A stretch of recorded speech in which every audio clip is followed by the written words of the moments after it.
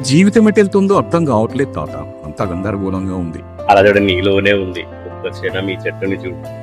ఈ వటవృక్షం ఎన్నో తరాలని చూసింది, ఎన్నో కథలని విన్నది. మన సమస్యలకి సమాధానం ఎప్పుడూ మన మూలాల్లోనే ఉంటుంది. మన మూలాలు, మన సత్యాలు, మన టేట్రీ. ప్రతి వయసు వారికి, ప్రతి మనసుకి. హాయ్ ఫ్రెండ్స్, ఎలా ఉన్నారు? మన టేల్ ట్రీకి తిరిగి వచ్చినందుకు చాలా thanks. I hope you ready for a new adventure.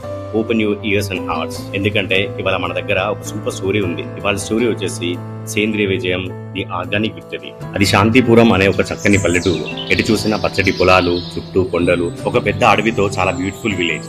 రాము కాక ఒక మంచి మరియు చాలా ఎక్స్పీరియన్స్డ్ ఫార్మర్ ఉండేవాడు. ఆయనకి పశువులు అన్నా, వ్యవసాయం అన్నా చాలా ఇష్టం. ప్రతిరోజు ఉదయాన్నే లేచి చక్కగా పూజా పునస్కారాలు చేసి తన రోజుని స్టార్ట్ చేసేవాడు.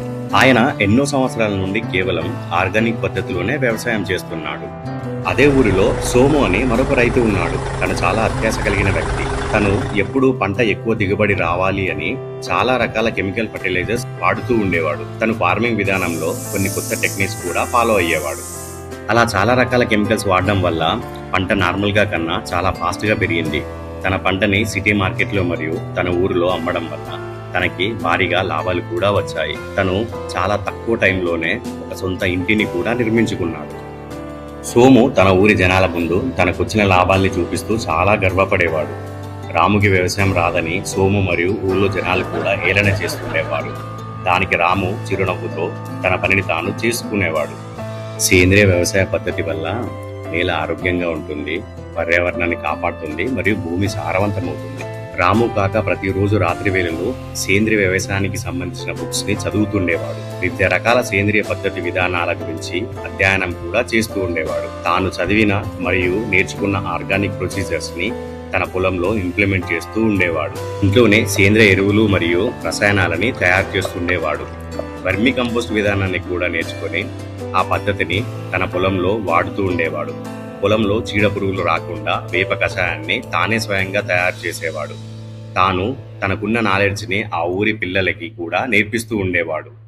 రాము తనకు పండింది తక్కువ పంట అయినప్పటికీ తన పంటని సంతోషంగా ఊరి ప్రజలకు పంచేవాడు. ఒకరోజు అకస్మాత్తుగా సోము పంట నుండి చాలా వింతైన స్మెల్ వస్తుంటుంది. పంట నెమ్మదిగా కుళ్ళిపోవడం కనిపిస్తుంది. అప్పుడు సోము భయంతో ఎక్కువ మొత్తంలో మరికొన్ని రసాయనాలు కలిపి ఆ పొలం మొత్తం స్ప్రే చేస్తాడు.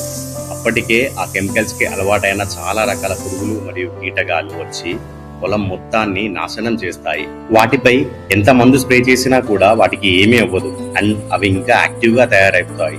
ఆల్ ఆఫ్ సడన్ ఆ పొలంలో నేల మొత్తం పగుళ్ళు తయారయ్యి నేల కలర్ కూడా మారిపోతుంది.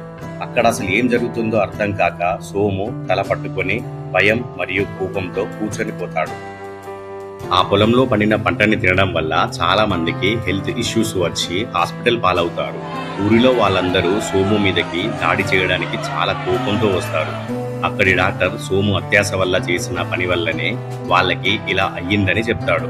అప్పుడు సోము తాను చేసిన తప్పుని తెలుసుకొని చాలా బాధపడతాడు. తాను తన స్వార్థం కోసం ప్రజల ప్రాణాలని రిస్క్ లో పెట్టానని అర్థమవుతుంది. అక్కడ నుండి వెంటనే తన పొలంలోకి వెళ్లి ఒంటరిగా చాలా బాధపడుతుంటాడు. అప్పుడు తనకి ఈ టైంలో హెల్ప్ చేసేది కేవలం రాము మాత్రమే అని రాము వాళ్ళ ఇంటికి వెళ్తాడు.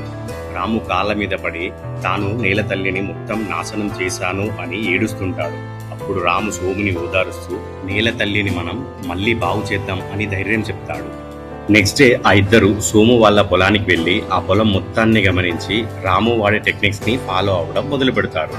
పూర్తిగా సేంద్రియ విధాన పద్ధతిలో ఆ పొలంలో వ్యవసాయం చేయడం స్టార్ట్ చేస్తారు. అప్పుడు నెమ్మదిగా ఆ పొలంలో మళ్ళీ మొలకెత్తడం స్టార్ట్ అవుతుంది.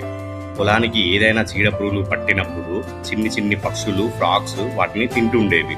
చివరికి సోము పొలం హెల్దీగా పట్టి మంచి దిగుబడినిస్తుంది.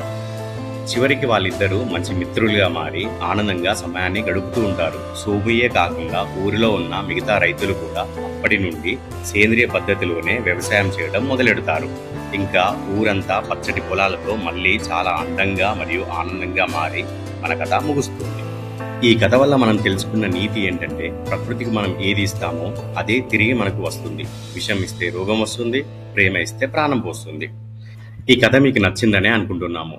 ప్లీజ్ సబ్స్క్రైబ్ చేయండి అండ్ షేర్ చేయండి. ఇంకా ఈ కథలో మీకు ఏం నచ్చిందో, అలాగే మీలో ఎంతమంది ఫార్మర్ ఫ్యామిలీస్ నుండి వచ్చారో తప్పకుండా కమెంట్ చేయండి. Thank you.